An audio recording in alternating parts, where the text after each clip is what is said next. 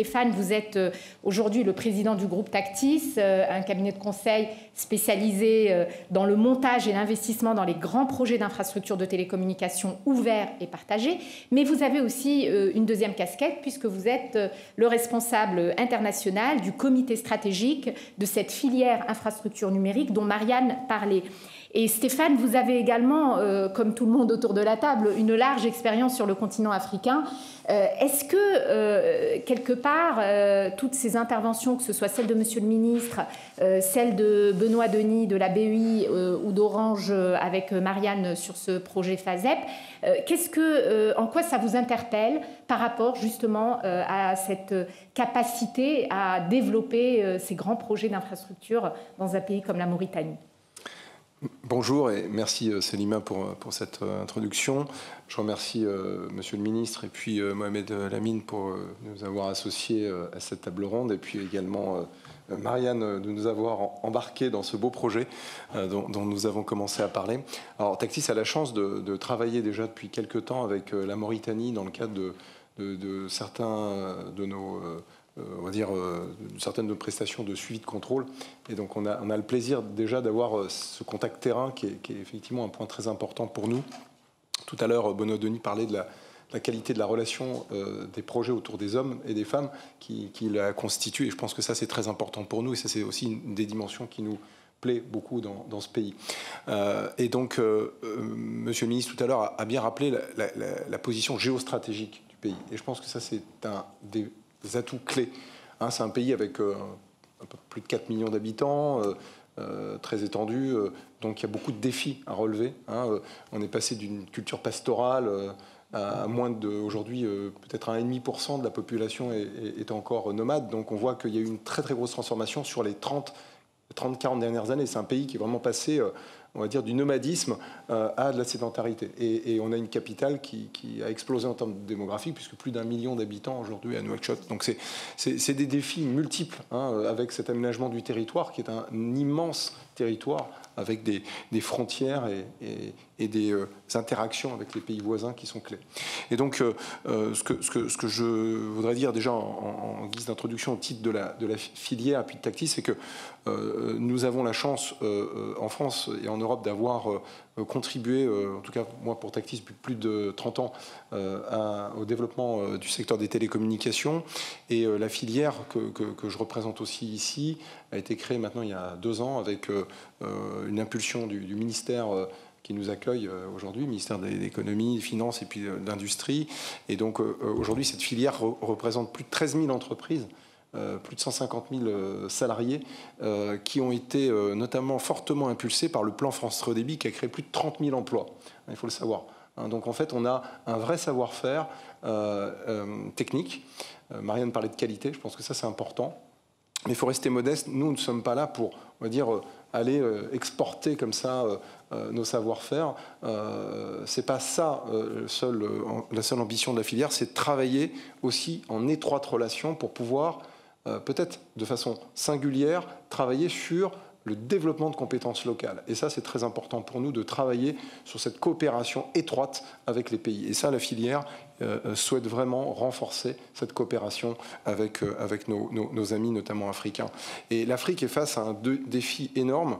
Aujourd'hui, on sait que 1% enfin 10% plutôt de la couverture, on va dire, Internet de population génère 1% de PIB en plus. Ça, c'est des chiffres de la Banque mondiale. Et on a vu tout à l'heure les chiffres que Monsieur le Ministre nous a présentés. On voit qu'il y a un gap à rattraper pour la Mauritanie. Et donc, on peut imaginer quel impact ça va avoir sur l'économie dans sa globalité. Ce sont des défis, en fait, finalement, les infrastructures qui dépassent ses propres enjeux. Les infrastructures sont en soi une chance parce que ça crée de l'emploi, ça crée de la richesse, puisque ça va nécessiter des investissements lourds, mais c'est un formidable effet de levier sur toute l'économie et tous les secteurs des services publics, la santé, l'éducation, bien sûr, l'e-administration, le développement de e-gouv, etc. Et on sait qu'aujourd'hui, les chiffres, notamment que la Banque mondiale et la Banque africaine de développement ont encore publié en juin 2020, parlent de 100 milliards de dollars d'investissement dans les infrastructures d'ici 2030 pour apporter un accès Internet de qualité à un prix abordable sur le continent africain. Alors qu'est-ce que ça veut dire un prix abordable? Je vais juste vous donner une image. Aujourd'hui, un foyer africain consacre entre 5 et 10 fois plus dans son revenu mensuel pour accéder à Internet qu'un foyer européen. C'est ça que ça veut dire. Ça veut dire qu'aujourd'hui, si je suis sur le continent africain, l'effort que je fais, ce n'est pas théorique, c'est l'effort réel que fait la population, c'est 5 à 10 fois supérieur à l'effort. Et c'est simple, en France, c'est 1,5% du revenu net moyen d'un foyer. En Afrique, ça va jusqu'à 15%. Vous imaginez l'écart que ça représente dans les revenus nets mensuels. Et donc c'est ça notre principal défi, c'est de rendre accessible un service de qualité à un prix abordable. Et ça ne va pas pouvoir se faire par miracle. Et deuxième chose, c'est que l'infrastructure, ce n'est pas une finalité. C'est-à-dire que nous sommes tous en train de parler d'investissement et d'infrastructure, mais le but, c'est très clairement pas l'infrastructure. Le but, c'est effectivement tout ce qui va permettre ces transformations derrière, ces services derrière. Mais c'est une nécessité. C'est-à-dire que si vous n'avez pas l'infrastructure, si vous n'avez pas les câbles sous-marins dont Monsieur le ministre parlait tout à l'heure, ou Benoît Denis, eh bien, comment vous allez connecter le pays à Internet? Comment vous allez vous interconnecter avec les autres pays? Si vous n'avez pas d'énergie, pareil, comment vous allez amener de l'Internet si vous n'avez pas d'électricité? Donc c'est pour ça que toutes ces infrastructures vont être le socle de la transformation du continent africain. Et nous, filières européennes, nous, filières françaises, nous avons bien sûr une compétition mondiale à livrer, mais aussi un partenariat étroit avec nos partenaires africains. Et c'est ça que la filière du comité stratégique de filière infrastructure numérique français, avec le CICABEL dont a parlé Marianne tout à l'heure, 50% des fibres optiques européennes sont fabriquées en France. On parle de réindustrialiser. On a des domaines dans lesquels nous sommes leaders européens. Il faut savoir par exemple que l'Allemagne aujourd'hui est très en retard sur la fibre optique. C'est la France qui exporte en Allemagne aujourd'hui ses savoir-faire. Mais aussi au Royaume-Uni, qui n'est plus européenne aujourd'hui, mais qui nous achète quand même beaucoup de choses. Donc en fait, la France a, dans l'ingénierie, dans la construction de réseaux, chez les opérateurs, on a des leaders mondiaux. Et ça, il faut absolument en être fier. Et on nous dit toujours, mais face à Google ou Facebook, etc., qu'est-ce qu'on a en Europe? Mais on a toute cette industrie, cette ingénierie, ces savoir-faire. Il faut absolument la valoriser bien mieux et travailler pour que l'Afrique aussi s'approprie cela. Je ne veux pas faire de critiques par rapport à nos amis asiatiques, mais souvent on voit les projets clés en main, et on en parlait à l'instant, c'est ça peut-être qui nous manquait, nous, Européens, savoir apporter les projets en clés en main, mais avec des taux bancaires qui sont affreux, et finalement, aucun transfert de savoir-faire. Une fois qu'ils sont partis, quel est le savoir-faire que ces grands projets, qui coûtent des milliards, ont laissé sur les pays concernés? Et comment demain on va les exploiter, comment on va les commercialiser? Et les fameux 20 000 km dont parlait Marianne tout à l'heure, c'est finalement des ouvrages dont la valeur patrimoniale s'effondre. Si chaque jour un réseau n'est pas utilisé, non seulement il ne sert à rien, mais en plus il se dégrade. Et donc ça veut dire qu'à la fin, vous avez un investissement qui ne sert à rien et qu'il va falloir peut-être réingénierer pour pouvoir en faire quelque chose. Donc ça, c'est très très important pour nous et pour notre filière. Et donc, dans ce but, évidemment, les projets très inspirants comme celui de la Mauritanie, je pense, sont à plusieurs titres illustratifs de ce qu'il faut faire. C'est-à-dire de travailler dans cette logique, comme disait Marianne tout à l'heure, de projet global ou de projet intégré, depuis, on va dire, l'amont. Alors, chez Tactis, on aime bien dire qu'on n'est pas un cabinet d'études, mais un cabinet de projet. Alors bon, je ne vais pas faire ma publicité ici, mais c'est vraiment notre philosophie. C'est-à-dire, moi, depuis 25 ans, mes équipes, en permanence, je leur répète ça.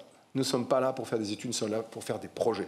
Donc bien sûr, on fait des études, mais la finalité, ce n'est pas un rapport. La finalité, c'est un projet. Donc le projet, ça veut dire quoi? Ça veut dire des mécanismes, évidemment, de montage, de financement, des solutions techniques qui sont viables, et bien sûr, derrière, quelque chose qu'on a appris en France à nos dépens, c'est que quand on construit un réseau et qu'on ne sait pas ce qu'on va en faire derrière, et qu'on ne connaît pas l'opérateur qui va l'exploiter techniquement, souvent, ça forme des accidents industriels.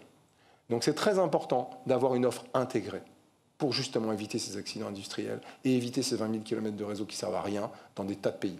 Et donc c'est pour ça que je pense que c'est une approche projet qui peut être très très inspirante pour le reste du continent africain. Même si, quand on parle de l'Afrique à tort, on le met au singulier, on devrait mettre un S à Afrique. Voilà. Il n'y a pas une Afrique, il y a des Afriques avec des situations très variées. Nous avons la chance d'être implantés aussi au Maghreb, d'être implantés aussi en Afrique centrale, nous au Rwanda. Je peux vous dire que les Afriques que je vois tous les jours, elles n'ont rien à voir les unes avec les autres. Pour autant, elles ont des choses à partager. Elles ont énormément d'expérience, évidemment, à partager et à venir avec nos partenariats construire des solutions qui sont spécifiques. Voilà, enfin, je pas sur cette partie-là. Non, mais Stéphane, du coup, par rapport à cet exemple, effectivement, dont vous, en tout cas que vous évoquez comme étant un exemple qui peut être fondateur pour d'autres projets et d'autres types de projets, que ce soit en Mauritanie ou ailleurs en Afrique. Comment aujourd'hui vous voyez toute cette expertise dont vous parliez, hein, de cette approche de projet clé en main, d'approche intégrée, dans quel type de projet futur, quelle perspective on peut effectivement imaginer, peut-être des projets qui sont déjà en cours aujourd'hui de réflexion au niveau de la filière ou au niveau des autres partenaires, que l'on peut effectivement imaginer pour la Mauritanie? Alors, tout d'abord, effectivement, il manque des tas de maillons, on l'a vu sur la cartographie tout à l'heure, sur l'est du pays. Dans des tas d'autres pays, on a encore besoin de backbone, ce qu'on appelle ces grandes artères. Ensuite, on a aussi des besoins d'interconnexion. Parce que les câbles sous-marins sont une forme d'interconnexion, mais c'est des interconnexions d'abord très coûteuses, avec des spécificités technologiques qui font que quand on veut passer d'un pays à un autre sur le continent, on ne passe pas par des câbles sous-marins, ou en tout cas on évite.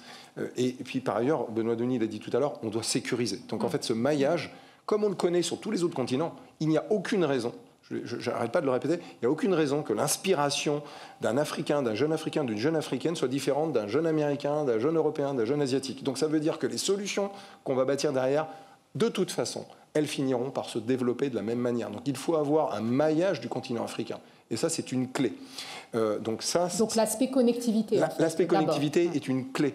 Comme je dis, ce n'est pas la finalité, mais c'est une clé de départ. Si vous n'avez pas cette infrastructure, vous pourrez faire tout ce que vous voulez.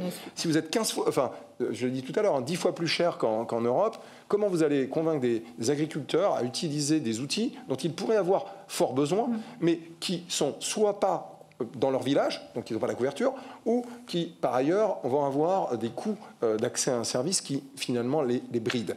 Et puis, par ailleurs, il y a une autre dimension qui est très importante, il ne faut pas l'oublier en Afrique, c'est la démographie. C'est-à-dire que l'Afrique, c'est le continent du XXIe siècle par sa croissance démographique. Plus d'1,5 milliard de nouveaux humains vont naître et vont vivre, croître sur ce continent africain. Et là, il y a véritablement une nécessité d'accompagner ce défi. Et on a la multiplication, par exemple, les villes vont passer de 450 millions d'habitants à 1,2, 1,3 milliard d'ici 2040, d'ici 2045. Comment on fait pour pouvoir accompagner et donc là, on a des projets de Smart City à l'africaine. C'est-à-dire qu'en fait, derrière tout ça, c'est une logique qui doit être une logique de ressources rares, de frugalité, d'agilité. La Smart City, ce n'est pas encore une fois un privilège des pays du Nord. Et puis peut-être un jour, quand ils auront le temps, quand on aura fini le reste, on va s'en occuper dans les pays du Sud. Non, je dirais que c'est l'inverse. Peut-être qu'on va commencer plus vite dans les pays du Sud. On a plus de choses à innover sur le continent africain parce qu'il y a un vrai défi. Et pour la Mauritanie, juste peut-être sur ce point-là, je pense que la Mauritanie, comme un certain nombre de pays d'Afrique d'ailleurs, ont une chance, c'est qu'on parte de greenfield. C'est-à-dire que quelque part, aller mettre une ville totalement intelligente, et je vais prendre Paris, hein, mais il y a beaucoup de choses qui existent déjà, et quand il y a déjà beaucoup de bâtis qui existent, refibrer, et pour y avoir travaillé pendant un moment, parce que j'étais sur le territoire, c'est compliqué d'apporter la fibre à tous les Parisiens. Alors qu'une ville qui est nouvelle, qui se crée, on peut déjà le prendre en anticipation, et ça je pense que c'est votre chance, et c'est là où je pense qu'il peut y avoir un vrai levier accélérateur aussi en Mauritanie.